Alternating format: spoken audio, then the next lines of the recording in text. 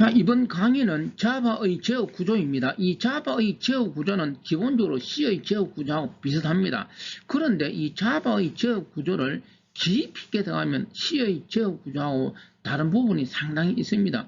그런데 이런 것은 지금 필요 없습니다. 해서 자바의 제어 구조를 간단하게 살펴보려고 합니다.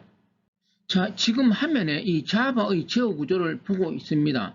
C 언어와 거의 똑같은데 단지 차이점은 이 자바는 예 처리를 지원합니다. 해서 예 처리를 할 수 있는 제어 구조를 지원하는데 그게 아래쪽에 try, catch, finally 이 내용은 나중에 뒤에서 구체적으로 살펴봅니다. 다시 한번 더 이야기하면은 예 처리는 C는 지원하지 않습니다. 그런데 자바는 예 처리를 엄청 잘 지원합니다. 그러면 C++은 어떻게 될까요? 자바 다음이 C++ 할 것인데 역시 C++도 예 처리를 지원하지만 자바처럼 아주 강력하게 지원하지는 않습니다. 해서 우리가 프로그램을 보면은 C는 예 처리가 없으니까 C 코드에서 예 처리를 볼 수 없을 것이고 C++은 과거 시험에서 예 처리가 간혹 출제되기도 하였습니다. 그런데 C++ 프로그램은 예 처리가 거의 잘 사용하지 않습니다. 왜 그럴까요?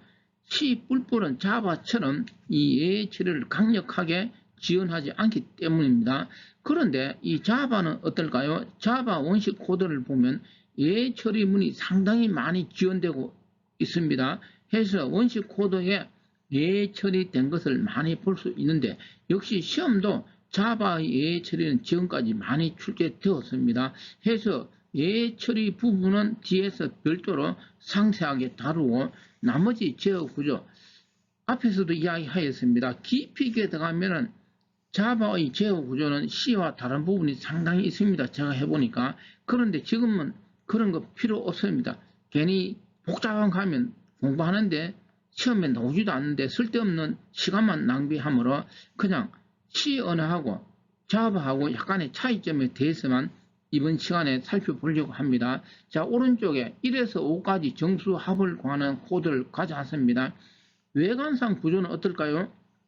C하고 매우 비슷하겠죠. 먼저 1에서 5까지 정수합은 이 반복문, for문이나 while문 이런 거 쓸 수 있을 것입니다.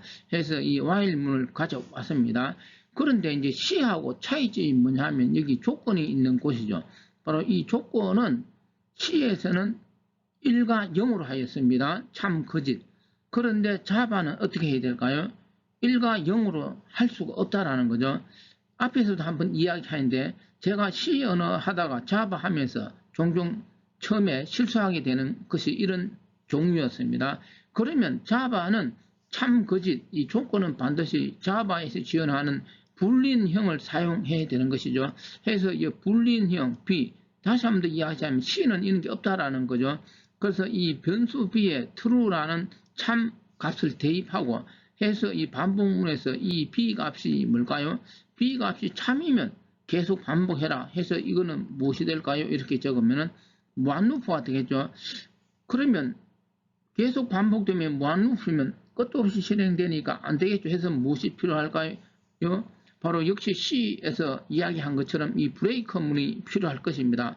해서 이 브레이크문 조건문에서 K가 5보다 크냐 바로 브레이크문을 만나면 이 블럭을 벗어나서 최종적으로 무엇이 1에서 5까지 합인 15가 출력되고 나머지는 C 코드하고 똑같습니다.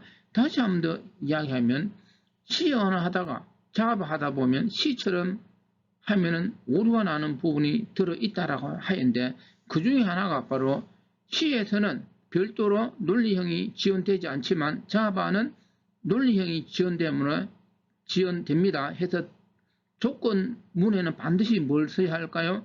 0, 1 이런 걸 쓰면 안 되고 논리형을 써야 한다라는 게 제어 구조에서 C하고 자바의 가장 큰 차이점 중에 하나입니다.